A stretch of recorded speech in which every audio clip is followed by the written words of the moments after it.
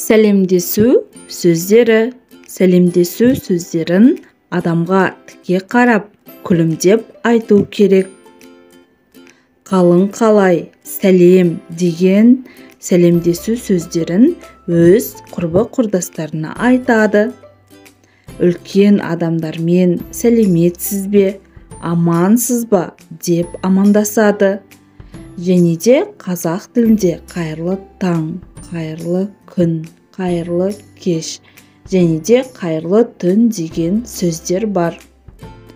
Қайырлы таң деп сағат таңғы 7 мен 9-ның аралығында амандасатын боламыз. Қайырлы күн деп 9:00-ден 18:00-ге дейін айтамыз.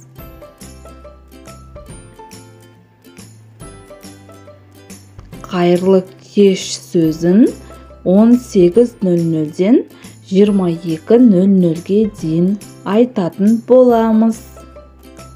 Қайырлы түн сөзін сағат 22:00-ден соң жатқанша айтамыз.